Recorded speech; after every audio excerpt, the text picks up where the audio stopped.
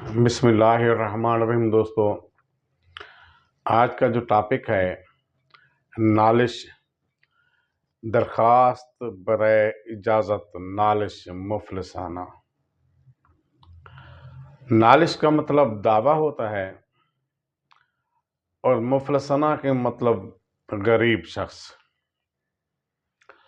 کہ ایک ایسا غریب شخص ہے جو کسی حق سے بھی محروم ہے، اس کو قانونی حق نہیں مل رہا، لیکن اس کی مالی حیثیت بھی اتنی ہے کہ نہ تو وہ کسی وکیل کو ہائر کر سکتا ہے، نہ عدالتی اخراجات ادا کر سکتا ہے۔ تو حکومت پاکستان نے پاکستان کے قانون کے اندر ضابطہ دیوانی آرٹیکل 33 اس بابت ہے کہ ایسا شخص جس کی کیس لڑنے کی صلاحیت نہیں، غریب ہے، تو وہ پھر عدالت کی اجازت سے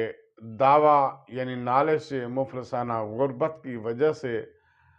عدالت کی اجازت سے وہ دعویٰ دائر کر سکتا ہے اور اپنا حق حاصل کر سکتا ہے۔ اس کے لیے اس کو عدالت سے اجازت لینا ہوگی، عدالت میں درخواست دائر کرنا ہوگی۔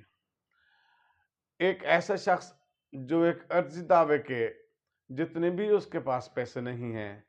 تو پھر وہ عدالت میں درخواست فائل کر سکتا ہے۔ عدالت میں درخواست از خود وہ فائل کر سکتا ہے، باذریعہ مختار خاص بھی وہ فائل کر سکتا ہے، اور باذریعہ وکیل بھی وہ درخواست فائل کر سکتا ہے۔ لیکن قانون کا تقاضا یہ ہے کہ باذریعہ وکیل جو ہے نا زیادہ اہمیت نہیں رکھتا ہے، کیونکہ اگر وہ اپنی درخواست کے لیے وکیل کو ہائر کر سکتا ہے تو پھر دعوے کے لیے بھی کر سکتا ہے۔ عدالتیں پھر اس کا نیگیٹو مینر لیتی ہیں۔ تو دوستو، اس کے لیے سب سے پہلے یہ ہے کہ وہ درخواست فائل کرے گا، اپنا شناختی کارڈ لفظ کرے گا، عدالت کا نام اور مکمل اپنی تفصیل لکھے گا، اپنی غربت کی تفصیل لکھے گا، اور جو دعویٰ کرنا چاہتا ہے اپنے حق کے حصول کے لیے اس کی بھی تفصیل لکھے گا، نیچے انگوٹھا لگائے گا اور اس کی تصدیق کرے گا، اور تصدیق کے نیچے بھی جس طرح عام دعوے کے اندر ہوتا ہے اس کا انگوٹھا چسپا ہوگا۔ اس کے بعد یہ کرنے کے بعد جو ہے نا اس کو عدالت کو اختیار حاصل ہے کہ وہ فریق ثانی کو طلب کر سکتی ہے، لیکن ایسی جائیداد کے بابت وہ دعویٰ فائل نہیں کرے گا، درخواست فائل نہیں کرے گا جس میں کسی اور کا استحقاق بنتا ہو۔ اس کے لیے جس جائیداد پراپرٹی یا اینی ون کوئی چیز ہے استحقاق رکھتا ہے، محروم ہے، تو اس کی تفصیل بھی اس اپنی درخواست کے اندر لکھے گا، اور اس کے ساتھ ساتھ جو ہے نا پھر عدالت کے سامنے از خود پیش ہوگا۔ اگر خود پیش نہیں ہو سکتا تو وہ پھر جو ہے نا باذریعہ مختار بھی پیش ہو سکتا ہے۔ اس میں مکمل اپنی پراپرٹی کے کاغذات اس کے اگر کوئی ہیں تو وہ لفظ کرے گا اس درخواست کے ساتھ، چاہے وہ پراپرٹی منقولہ ہے یا غیر منقولہ ہے، کچھ بھی ہے، وہ اس کے ساتھ جو ہے نا لفظ کرے گا، اور پھر عدالت دیکھے گی کہ واقعی وہ غریب ہے، اس کے پاس پیسے نہیں ہیں، وہ اپنے حق سے محروم ہے، تو ایسی صورت میں عدالت اجازت دے سکتی ہے۔ اگر تھوڑا سا کورٹ کو ڈاؤٹ ہوتا ہے تو اس کے لیے جو ہے نا وہ ڈاکومنٹس کو دیکھے گی، حالات و واقعات کو دیکھے گی۔ اگر ڈاؤٹ پروڈیوس ہوتا ہے تو پھر وہ جو ہے نا اس سائل سے جو ہے نا وہ کرے گا، ایویڈنس طلب کرے گی، گواہان، اور گواہان کے بیانات ریکارڈ کیے جائیں، قلم بند کیے جائیں گے۔ اس کے بعد پھر کورٹ دیکھے گی۔ عدالت کو اختیار حاصل ہے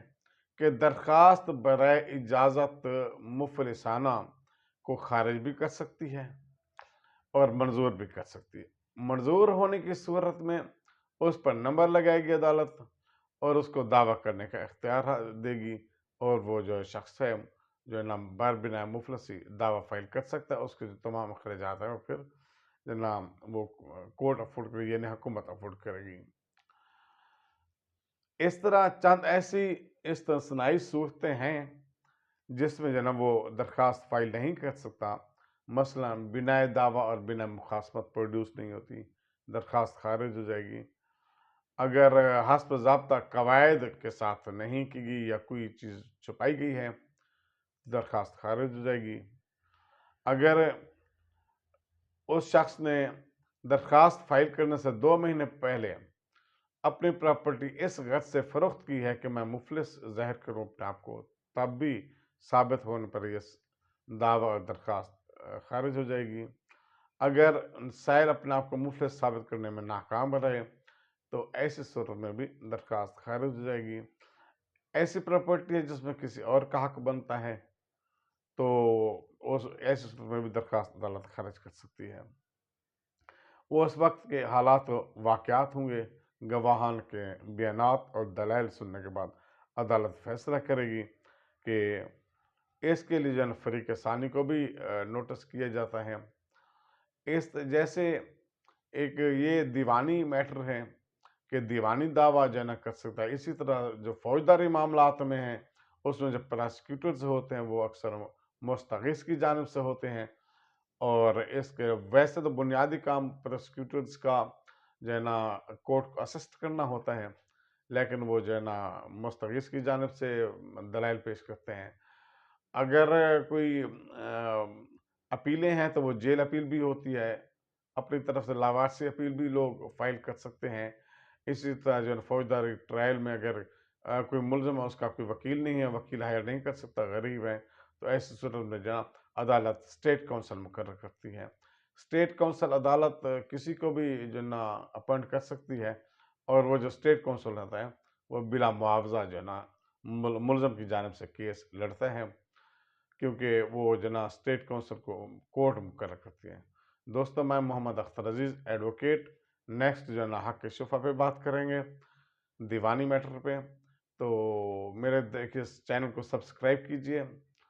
انشاءاللہ آپ کے ساتھ ہیں، اور